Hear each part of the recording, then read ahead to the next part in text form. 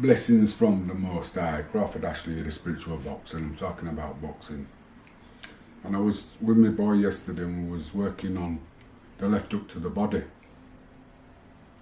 And he's finding it kind of like difficult, but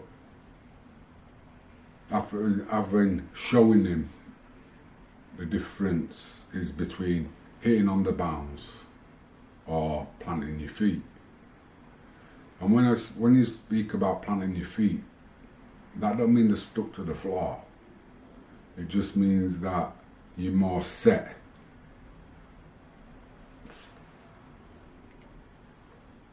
Yeah, it just means you're more set. It's terminology and wording. It's like I say with me and teaching, I like to show. That's why I'm in kind of like pretty good condition and fit, because I like to show the move.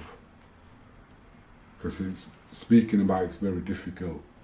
So it's like I was always taught the left hook, it's a counter punch. Yeah, so you've got to draw a lead first. And that's where feinting comes in, where you feint, draw the lead, boom. And like Theo likes Canelo, and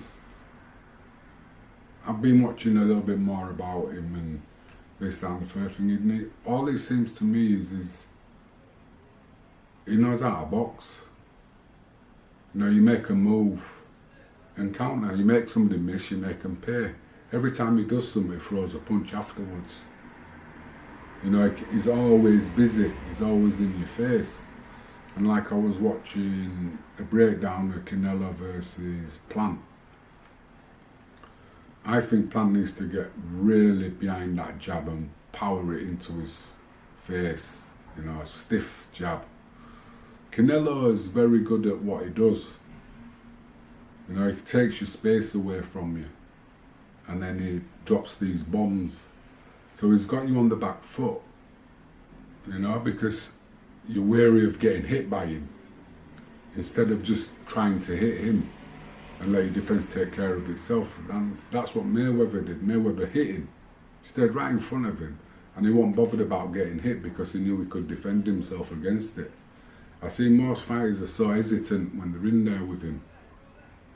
You can't be hesitant, you've just got to let your shots go, you've just got to throw them. And like they were saying about his game plans, I don't think he has a game plan. I think he goes in there and figures it out and works it out and just becomes target practice. If he can see the target, he'll hit it with whatever random, whatever punch, whether it's a jab, an uppercut, lead hook, no lead uppercut. It don't make any difference. If he sees the target, he gets there. And it's like when you watch some of the old Mexican fighters, one of my favourites was Chavez, when he boxed, I had it on me, the tip of my tongue then. Chavez against Edwin Rosario. Chavez had just moved up in weight, and Edwin Rosario was maybe classed as one of the hardest punchers in the division. And all Chavez did was take his space away, stood right in front of him. He had no space to get the power in his punches. So you got to have another tool there. You need to learn to shorten your punches and generate power with short punches, not with long punches. So you find at long range, and then when you're in close, you got to shorten the punches down, but still generate the power, which is another step. Like I say, boxing's, you got to have all the tools in your box to be great. It's like Mayweather can box on the back foot, and he can have you when you're on the inside. He can box well, he can shorten his punches and still hurt. And these are the things that a lot of people miss. You know, when you're boxing on the back foot and you're still hitting. Just because somebody's been aggressive don't mean they're winning a fight. And that's one of the things I was talking to somebody about, the scoring system. How do you score a fight as a referee or a judge? And some of the organisations have 75% has to be down to aggression. That is the biggest lot of bollocks going. You know what I mean? You could be coming forward and be taking punches, but you win the round. Why? Because you've come forward. That don't make no sense to me. That means that you're an idiot because you're getting caught coming in, but you're still coming in because that's how you win fights. And I'm not punch drunk. Of course you're punch drunk, mate. You know what I mean? It's not about having a strong chin and a big heart. It just makes you friggin' thick, dim.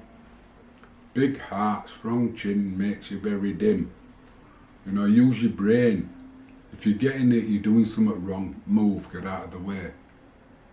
You know, it's like boxing, it's about nicking time, is everything. If you hurt, grab hold.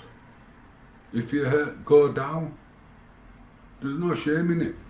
You know what I mean? Get your breather, get your breath, get your head together, and then come back. If things aren't working, change them.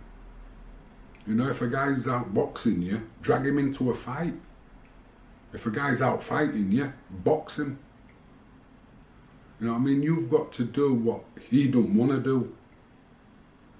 So you got to fight when he wants to box and box when he wants to fight. And that's one of the sayings my brother used to say to me. Because I can have a tear up if I wanted, or I could box if I wanted. I wasn't bothered. It never bothered me. Because like I said, from being little, I was taught the basics. And the basics was how not to get hit and movement, you know? Footwork and balance and movement.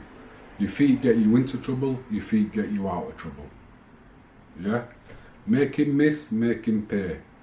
These are little mantras you want to be, as a boxer, you want to be getting into your head, you know? And like going there for just target practice, just picking up points. You know what I mean? You got to win the rounds. Once you've won the round, then you're in front. And I was talking to a former British champion who lost his fight, and this makes me laugh. This is the kind of people that you deal with. And he was on about boxing this guy in the Super Series Championship. His name was Bob Adjizef, and it was against, I forgot his name anyway, R.Z. Burton. And they were telling me about the fight. I've watched it and I've seen it. And they said he got caught in the first round and now he's playing catch up. So he's gone back to his corner and his corner's told him that he's got to make up that round. And I'm just looking at him and I went, well, why? I said, what are you? He said, I'm a counter puncher. I said, so why are you going forward trying to fight a counter puncher? He says, well, it'd be boring. I says, no, I wouldn't. He says, well, what would you have done? I said, I'd have started throwing feints and drawing his leads and then countering his leads. Oh, no. When you're good at something, you stick to what you're good at. You know, you lost the first round, you got a what is it, a 6-round, 12-round fight? It's only one round. You know what I mean? You can get it back easy. But if you're forcing something, it's not going to come back. And when you've got somebody in the corner who's never boxed before, they're telling you got to put him under pressure, put him under pressure.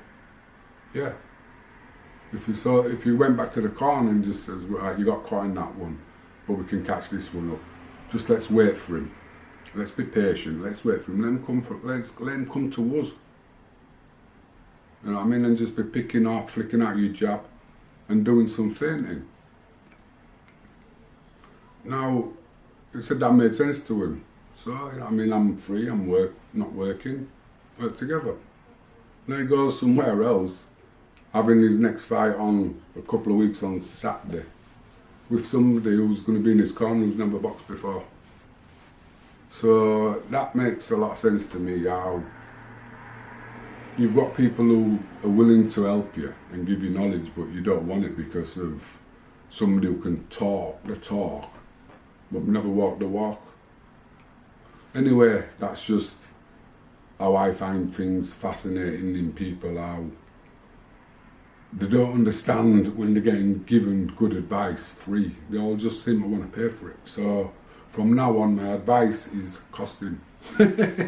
Anyway, if you like the vibe, please subscribe. If not, don't. Until tomorrow, I hope you've enjoyed it. And if you can't be yourself, just be brilliant. Bye.